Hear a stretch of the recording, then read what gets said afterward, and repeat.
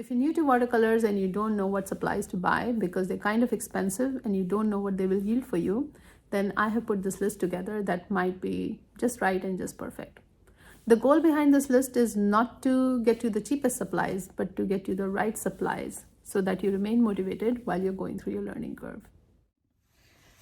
So for those who are starting out with watercolors and are brand new to this, I wanted to do a short video on what is the bare minimum investment they need and what supplies they should start with.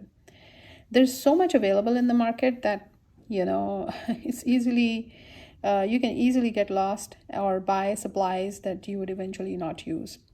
So the two most important things is, of course, the paper and the watercolor. And for those two, I highly, highly recommend that you start with professional level. There is such a big difference if you start with a lower quality watercolor paper and lower quality watercolors. So these are the two things that, they're going to seem like you're investing a lot of money in it, something that you may or may not continue with. But trust me, if you want to continue with this, definitely make this purchase of buying professional level watercolor paper and professional level colors. Not even student grade. I'm not saying don't go with something that is mid-level, go with the highest level. So the paper that I am recommending is the Arches cold press paper, and especially the block. So the advantage of using a block is these are some 12 sheets or 10 sheets, I don't know how many, but they are essentially stuck to each other in a stack on the corners. And the big advantage of this is that when you paint, the surface is going to remain very flat.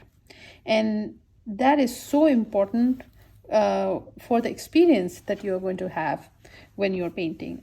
The painting, when it wobbles and cockles, just looks horrible. And if it remains flat, not only would you be able to see your errors and your things that you're doing right very clearly, but also it will give you an extremely good feeling. So this is something that I highly recommend that you start with. Go for Arches cold press paper and in the block format, and you can choose whatever size you like, but here is the size that I started with. It was approximately 6 by 12 because I like the long format. And if you don't like the long format, then you can go with 8 by 10. They both work very well. So pick just one of this. You don't need to buy several pads. You can just get one pad to begin with. So with respect to paper, I also wanted to show you the other choice of Arches paper, which is the hot press paper. The hot press paper is a little bit less tooth and it's extremely smooth. But I would like to recommend that you hold off on using the hot press paper for some time and start with the cold press paper, because cold press paper is a little bit easier to use, and hot press paper may be a little bit more challenging if you are very new to it. But if you can make an investment, get both. I think it costs the same amount. So if you, for an extra $40, you can get both hot press and cold press, and you can start with both, and you can experience both of them right in the beginning and see the difference for yourself. So if you want to make the minimum investment, just go with the cold press. And if you want to invest a little bit more money, then get, a pad of each. And one of this pad is 20 sheets, sorry, not 10 or 12. And I think it's approximately $35. So I know it's more than $1 a sheet, but trust me on this one, this will really keep you going. So I would say one pad, start off with one pad, 20 sheets of any size you like. As long as it is approximately this size, I think it's about $35. So now coming to the colors, I think the first good choice that you could start with is Daniel Smith's set of 12. And there are several versions, I believe, but this is the one that I especially like.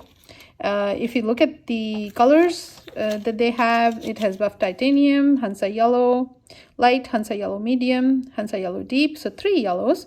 It has beryl scarlet and quinacridone rose, and cerulean blue, ultramarine blue, which is a very famous color for Daniel Smith, sap green, yellow ochre, burnt sienna, and raw umber. This selection is very good, especially if you are into florals or into small landscapes even.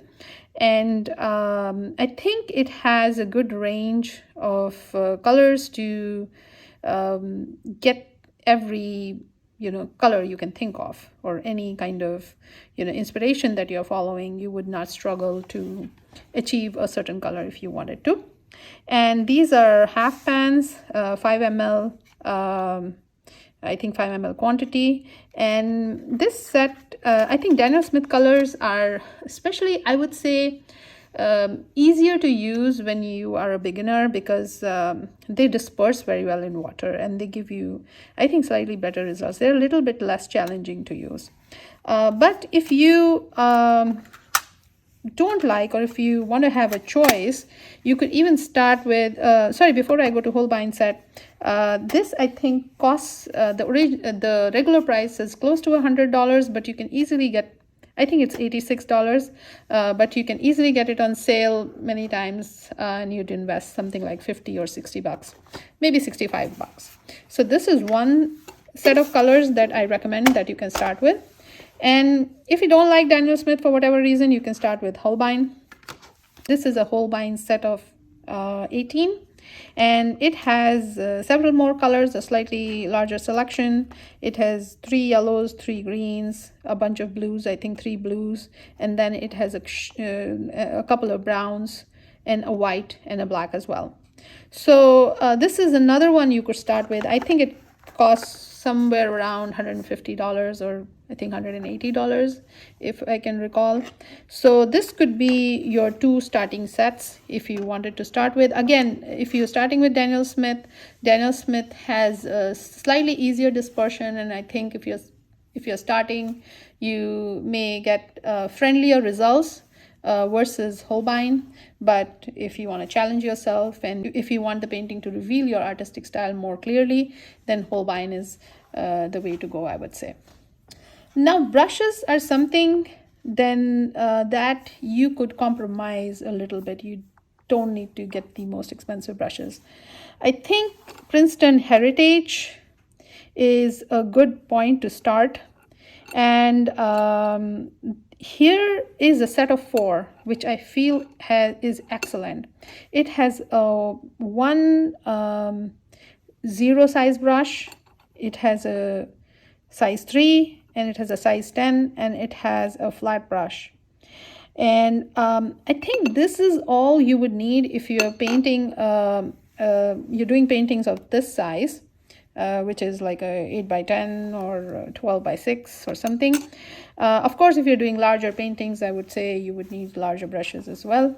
But for this size of painting, I think if you just get these 4 brushes, and I believe the price on this one is $35. And this is all you need. I don't think you need any more than that. There is one more thing that I'm going to recommend is, along with your artist paper, also get this Canson paper. This is, and treat this, I mean, I get this in spiral bound a book format, because I use it as a sketchbook as well as trial, as a trial paper. And the reason I say, and this is just for the entire book, I think there are about 30 sheets. It's about $8 or something like that, $8 or $9. The reason I would recommend this is you're gonna feel like practicing your brush strokes, and you obviously, I think $1 for a sheet seems a lot to waste.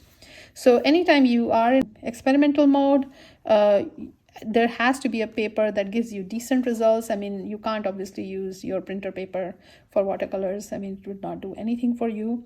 So you need a paper that is cheaper, and Canson is a good one to use, or you could actually use a few mixed media papers as well. But this Canson book is highly this Canson book works very well because the paper is quite thick, and so anything you paint is not going to go on the backside, and it gives you decent a decent dispersion of colors, and slightly different results. I mean, of course the results between Canson and Arches are not going to be the same, but it's a good practice paper, I would say. And so I do recommend that you have a trial paper on hand so that you're not curbing yourself or restricting yourself.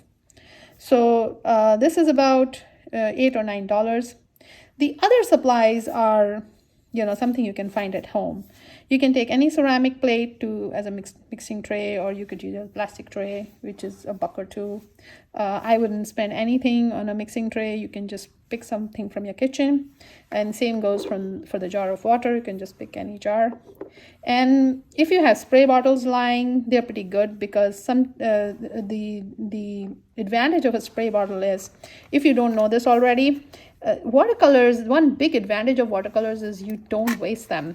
I mean, you will not be wasting any if you left anything on your palette. All you do is use your spray bottle to activate them, and the pigments will just come alive, and so they'll dry off like n number of times, and they can be activated, and you will not waste even a bit of pigment. And if you have never used watercolors in past, you would be amazed with the professional quality colors, because you would be surprised to see even a small speck of pigment, how potent it is, and how how well it colors. The whole experience of using colors at school, something that is a Crayola brand versus professional watercolor, is completely different, and you're gonna feel like an artist right away.